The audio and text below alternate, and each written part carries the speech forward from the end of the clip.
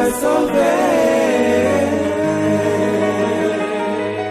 Bonjour à tous et à toutes. Bienvenue sur ma chaîne YouTube. J'espère qu'aujourd'hui vous allez bien, que vous êtes de bonne humeur et que tout va comme vous voulez. En tout cas, par la grâce de Dieu, c'est ce que je vous souhaite. Le minimum, en tout cas, que je puisse vous souhaiter. Alors aujourd'hui, nous allons parler de quelques principes de vie à avoir pour pouvoir réussir l'éducation de nos enfants en général.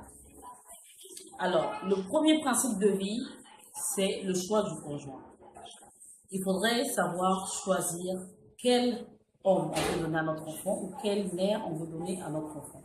Parce que le choix du conjoint, c'est un choix de vie. La direction que votre vie prendra dépendra énormément de l'homme ou de la femme que vous allez épouser. Donc, soyez strict et soyez... ne négligez pas en tout cas ce domaine à votre vie. Sachez choisir votre conjoint. Deuxièmement, il faudrait que vous soyez un couple qui vous aime et que vous puissiez démontrer à vos enfants que vous vous aimez. Oui, vos enfants, ils ont le droit de vous voir, vous faire des câlins, vous taquiner, vous voir, vous amuser. Ils ont le droit de savoir que leurs parents s'aiment, de voir comment leurs parents s'aiment et comment ils s'amusent et tout. C'est important pour leur équilibre. Troisièmement, il faudrait que vous puissiez vous entendre spirituellement, que vous ayez le même langage spirituel. Donc, quand je dis ça, c'est pour dire qu'en fait, tout homme a le devoir d'éduquer sa femme, d'enseigner sa femme, pardon, d'enseigner sa femme. Donc, l'homme, il doit enseigner sa femme, et sa femme, elle doit transmettre l'enseignement qu'elle reçoit de son homme à ses enfants. Maintenant, si la femme cherche encore plus et qu'elle a d'autres enseignements, qu'elle reçoit d'autres enseignements et qu'elle a d'autres convictions spirituelles, elle se doit d'en parler à son mari, d'avoir son accord, d'avoir son, comment on appelle, son opinion et ensemble décider s'il faudrait apprendre ci ou ça aux enfants. C'est comme ça, il faudra toujours que vous discutez entre vous pour pouvoir mener à bien l'éducation des enfants. Savoir également quelles punitions les donner, quelle éducation suivre, qu'est-ce qu'il faut faire, qu'est-ce qu'il ne faut pas faire. Toujours dialoguer ensemble. Quatrièmement, si vous êtes seul, il faudrait établir le respect du conjoint absent, du parent absent, pardon. Donc, si vous êtes une maman célibataire ou un père célibataire, bon, je vais dire ça comme ça, vous devez apprendre à votre enfant, donc vous devez respecter votre conjoint devant votre enfant. Donc, ne pas être là à parler du mal de votre conjoint, qu'il a fait ci ou elle a fait ça et tout, des choses comme ça. L'enfant n'a rien à voir. Vos problèmes ne concernent pas vos enfants. Donc, veillez sur ça. Si vous êtes seul, il faudrait que le respect de l'autre soit. Ensuite, il faudrait discipliner les enfants et les aimer. Quand je parle de discipline, il faudrait savoir qu'il faudrait établir des limites dans la maison. Il faudrait établir des règles et veiller à ce que ces règles soient respectées. Aimer un enfant, ce n'est pas l'acheter tout ce qu'il veut. Non.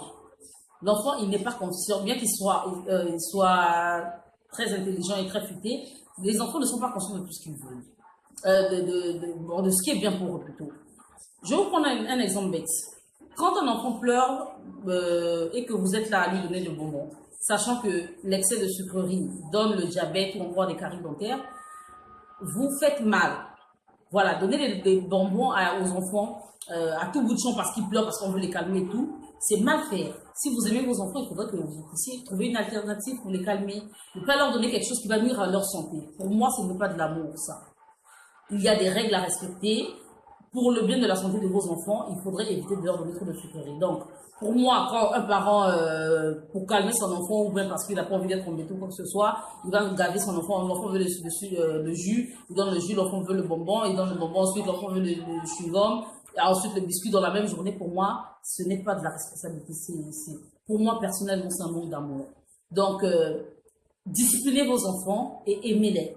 Aimez-les dans le bon sens du terme. Voilà. Veillez sur ce qui est bien pour eux. Et il faudra souvent accepter le rôle du méchant. Oui, même si vos enfants vous trouvent méchant ou méchant, ce n'est pas grave. Tant que c'est pour leur bien, ce n'est pas grave. Acceptez ce rôle. Voilà. Ensuite, il faudrait leur transmettre et leur expliquer les bien fondés de nos pratiques. Donc, quand par exemple vous avez l'habitude de prier le matin ou de prier avant de manger ou de prier le soir, vous devez expliquer aux enfants pourquoi vous le faites et en quoi cela est nécessaire, c'est important. Ensuite, il faudrait protéger vos enfants. Quand je parle de protéger vos enfants, c'est de faire attention à tout ce qui veut porter atteinte à leur équilibre moral ou spirituel.